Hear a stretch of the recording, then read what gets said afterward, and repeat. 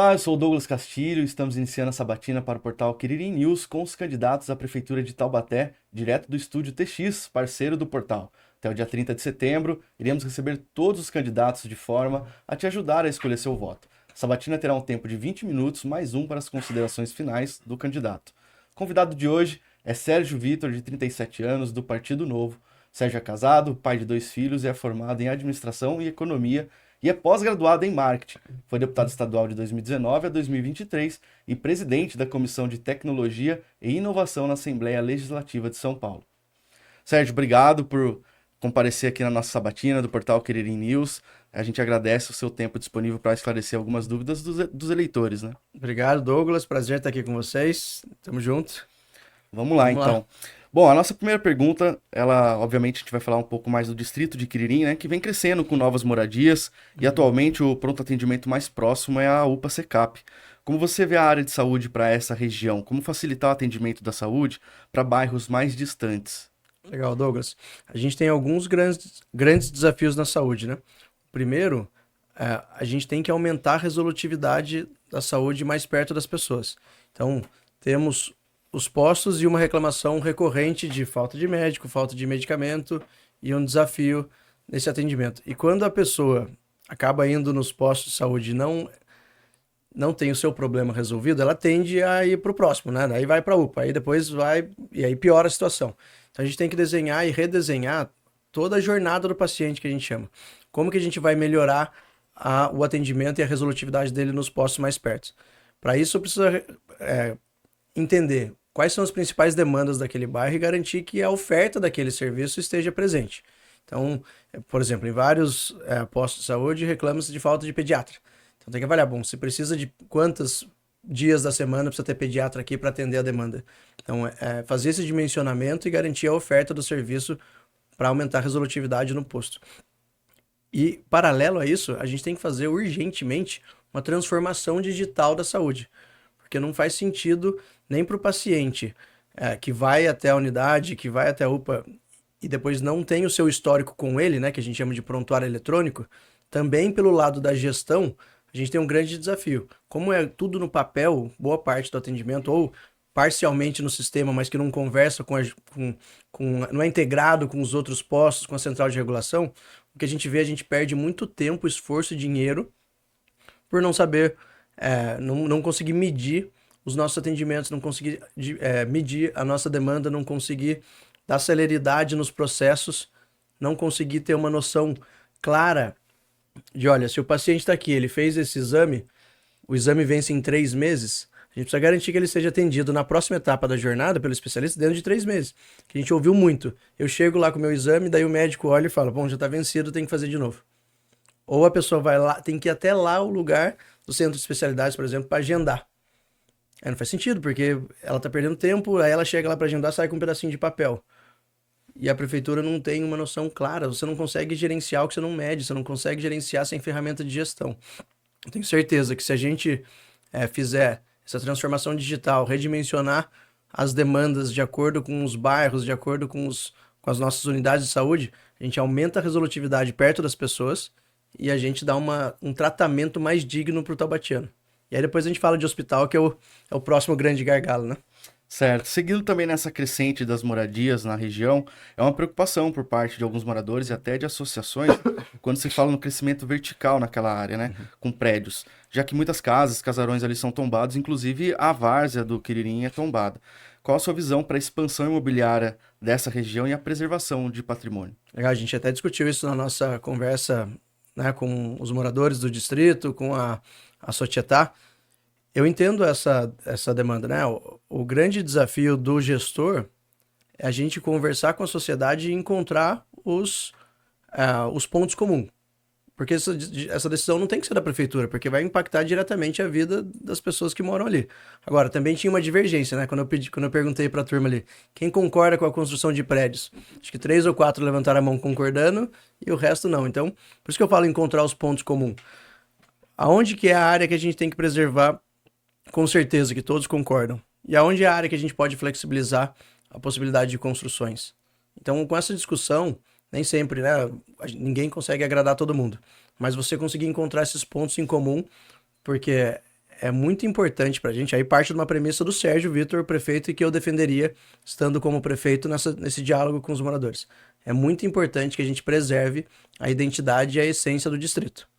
Então eu tentaria ser o mais conservador possível e encontrar os pontos em comum para a gente flexibilizar onde não tem tanta história e que a gente consiga fazer essa integração do desenvolvimento, mas mantendo a essência, porque eu também entendo a necessidade da gente trazer mais moradia para aproveitar mais aquele distrito que é tão importante para a cidade, que é tão gostoso, que todo mundo gosta e quer estar perto, né? Então, encontrar esse interesse do mercado imobiliário, mas também garantindo uma preservação do distrito. Tá certo. Então, para a próxima pergunta, como em vários pontos da cidade de Taubaté, um problema urgente são os alagamentos. E algumas regiões, como no Pinhão e na rua Líbero Indiani, que inclusive é em frente ao Museu da Imigração Italiana, acontecem alagamentos no período de chuva. Já chegaram até a invadir residências ali, causando alguns prejuízos. Quais são as suas medidas no seu plano de governo para sanar esse tipo de problema? Ô Douglas, não tem medidas pontuais, né? Hoje a prefeitura acabou de entregar o plano, ou está no término ali, do plano de macrodrenagem. E é nesse plano que ele define tecnicamente quais são os desafios de drenagem e quais são as soluções. Então agora, depois do plano executado, você consegue ver com clareza quais são as obras que precisam ser feitas, qual é o impacto daquilo, quantas pessoas uma obra de melhoria ali impacta, e a gente tem que saber quanto vai custar para a gente começar a priorizar. Qual que é o grande problema do município de Taubaté hoje?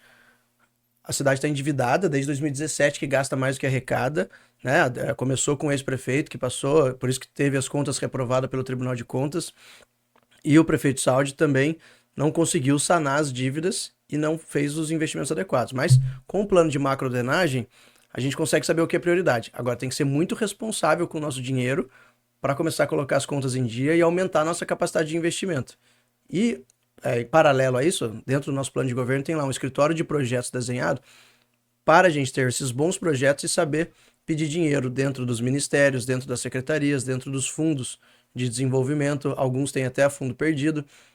E a gente precisa sanar urgentemente essa questão da drenagem, porque ela impacta não só o comércio, mas a moradia. Não só aqui no Quiririm também, mas na Desembargador, na Avenida do Povo. É desumano a gente ter em 2024, tendo a cidade endividada, tendo feito empréstimo do CAF para sanar desafios de infraestrutura. E quando ameaça chover, boa parte das famílias de Taubaté olha para cima e fica com medo, na dúvida se hoje é o dia que eu vou ter que tirar água de dentro de casa, né? Então, isso será prioridade, mas você começa por resolver na casa, né? Você começa tendo que colocar as contas em dia. Você tem que ter bons projetos e saber onde pedir. Senão, é promessa vazia. Certo. Há alguns meses o distrito de Quiririm ele foi debate em audiência pública na Câmara de Taubaté em relação a ser um distrito de Taubaté. Caso eleito, como que você vê essa situação? Pensa no Quiririm como uma subprefeitura ou um subprefeito, ou entende que isso não é necessário? Ô Douglas, eu não entendo como subprefeitura, e explico por quê. Criar a estrutura burocrática da prefeitura não é solução para nada, na minha opinião. A solução é você ter bons projetos, direcionar orçamento e colocar gente técnica, gente boa, gente que sabe o que está fazendo, para definir, ouvindo a sociedade, ouvindo a comunidade, o que é prioridade e ter ação. Eu tô cansado de discursinho. Se fosse ministério, se criação de ministério fosse bom, o governo do Lula seria o melhor do mundo. Tem 40 ministérios, mas o que você vê é a alocação de aliado político, e aí zero o orçamento, porque fica tudo em RH, né? Fica tudo em gente, e não tem. E não chega o serviço para a população. Então, vou falar, eu como cidadão de discursinho, eu tô de saco cheio. Eu tô. Não, para mim não funciona. O que tem que ter é bons projetos. O que tem que ter é gente boa, capaz de executar. Porque para mim, Taubaté é o problema político. Há quanto tempo a gente ouve tantas promessas? Todo mundo valoriza o distrito do Quiririm, mas daí depois na prática parece que a gente não sai do discurso. Então, eu não concordo com criação e ampliação de estruturas burocráticas.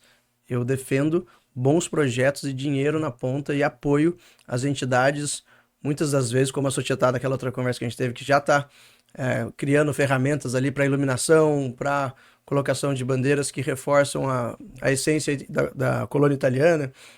A prefeitura tem que ser um braço aliado, um apoio de quem quer fazer e quem conhece a essência da comunidade. Não criar subprefeitura, criar cargo, aí tira dinheiro do projeto e põe dinheiro na burocracia. Tá certo. Falando um pouco agora sobre o espaço da antiga DPM, né, adquirida pela prefeitura e que hoje é denominado como SEDES 2, se eleito, você pretende seguir com esse rumo, da área para a educação ou ver essa área sendo utilizada de outra forma? O que a gente. Ó, vamos lá. Hoje tem uma grave e evidente fila enorme de vaga na creche. Então a gente precisa entender melhor, porque isso não tem público, de onde vem essa demanda grande. Se vier aqui da região, faz todo sentido a gente continuar para a área da educação e mantê-la como creche. Se não, a gente vai fazer um estudo de viabilidade para ver qual é a melhor solução para aquele espaço, né? O SEDES, o SEDES 1 é um espaço incrível, né?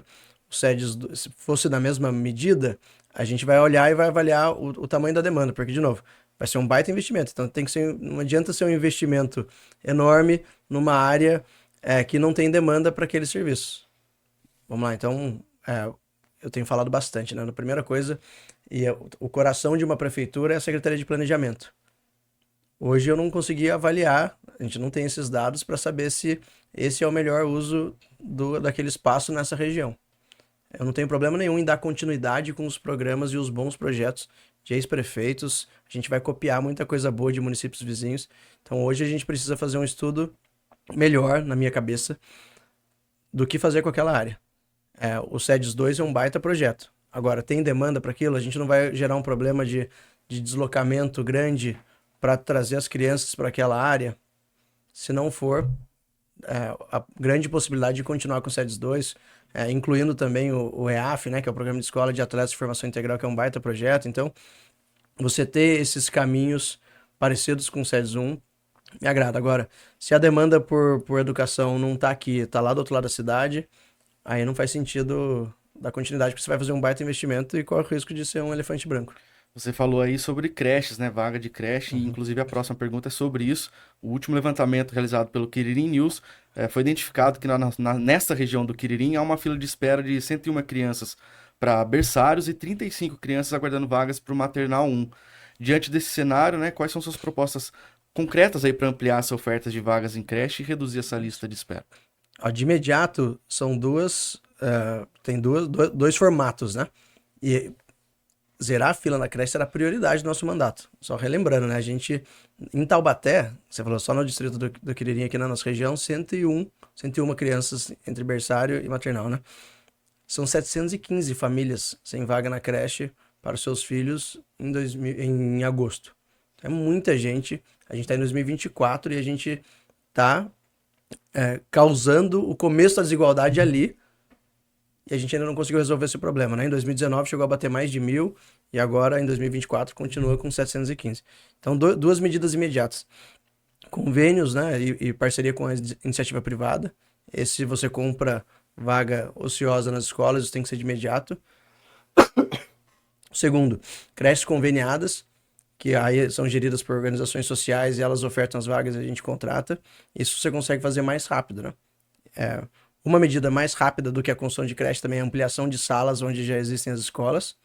E quarto, aí sim, construção de creches, que é a medida de longo prazo, que a gente não pode ficar esperando a construção da creche, porque demora 2, 3 anos e a criança já não vai precisar mais da vaga quando a creche ficar pronta, né? Então, essas medidas de urgência aí para resolver essa questão.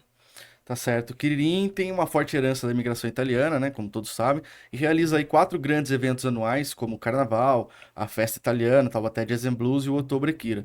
No entanto, o distrito tem potencial para atrair visitantes durante o ano todo, né? Cerca de 20 estabelecimentos gastronômicos, o comércio local precisa de movimento diário. Quais são suas propostas para fortalecer a cultura local e incentivar o turismo contínuo no Quiririm, além desses eventos que já estão estabelecidos? A gente tem uma proposta mais ampla, né, de levar cultura, esporte e entretenimento para os bairros.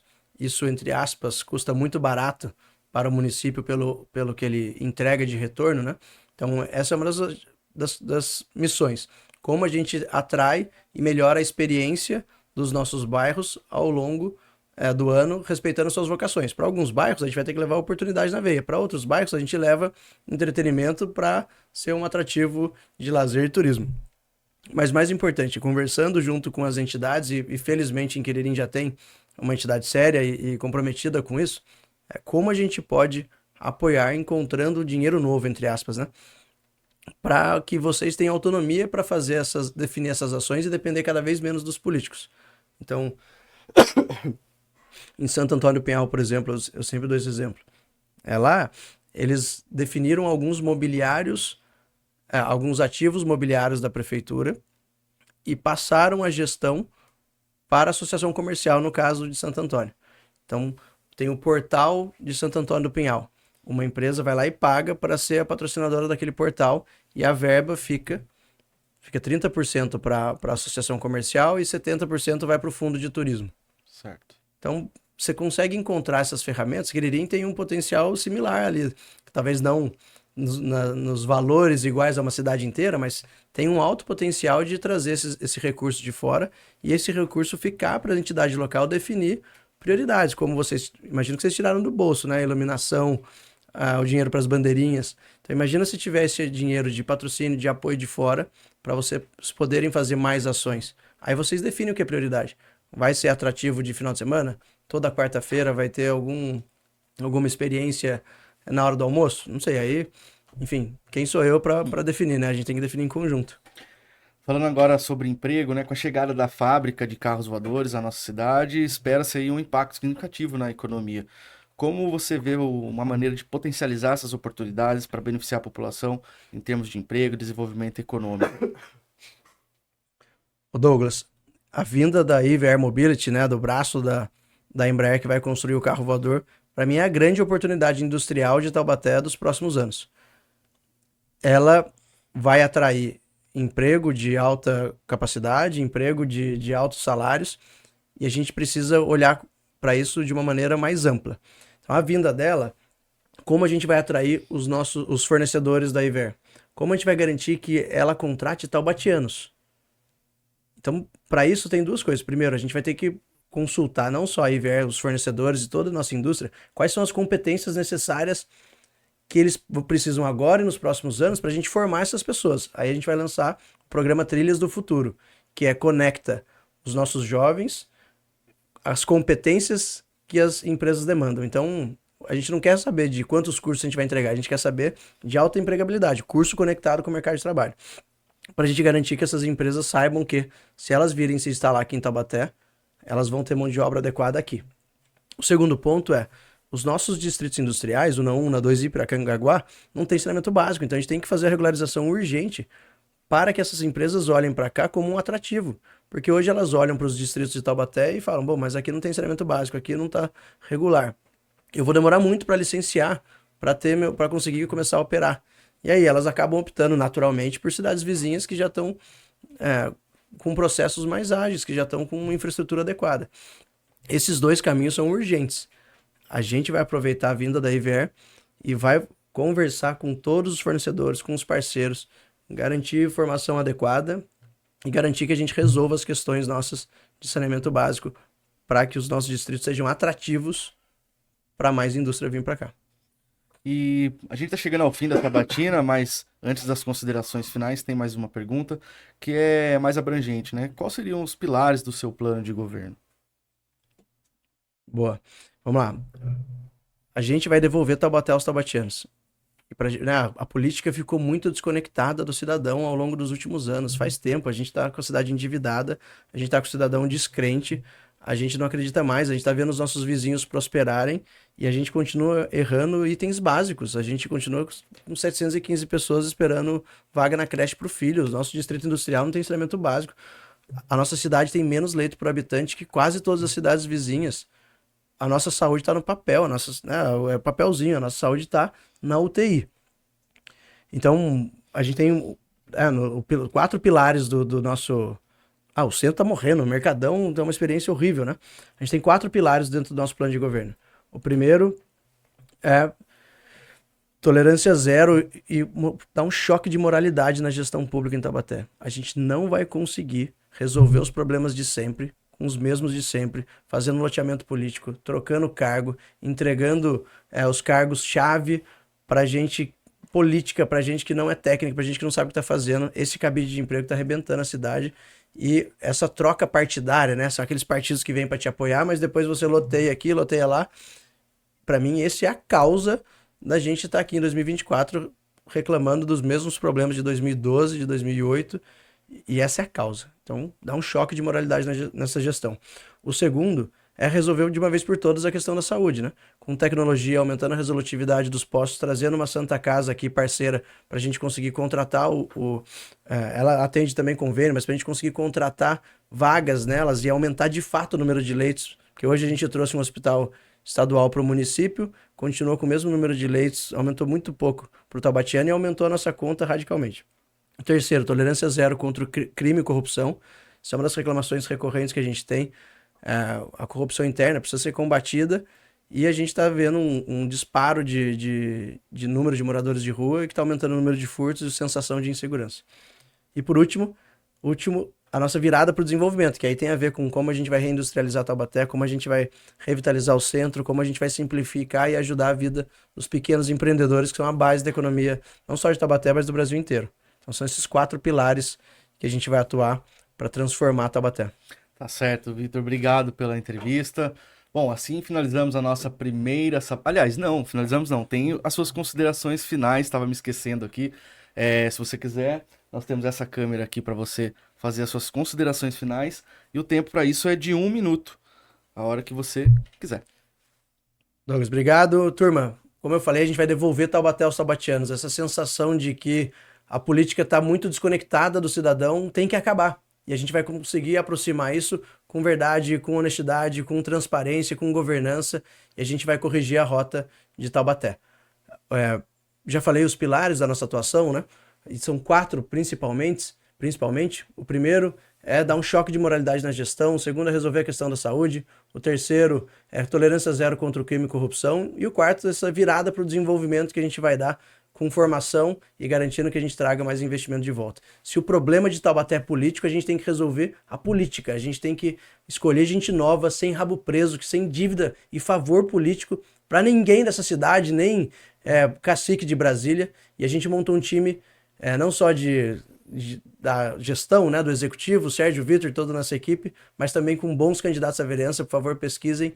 E dia 6... vote 30, vote Sérgio Vitor para prefeito. Tempo, candidato, obrigado. Então assim finalizamos nossa primeira sabatina e esperamos que essas informações possam te ajudar na hora do voto. Nessa terça-feira será a vez do candidato do PT, Coronel Paulo Ribeiro, que será sabatinado. Você confere todas as sabatinas com os candidatos à Prefeitura de Taubaté nas redes sociais do Quiririm News e também no portal quiririmnews.com.br. Nossos agradecimentos a você que nos acompanhou até aqui e também ao parceiro TX Studio. Até lá!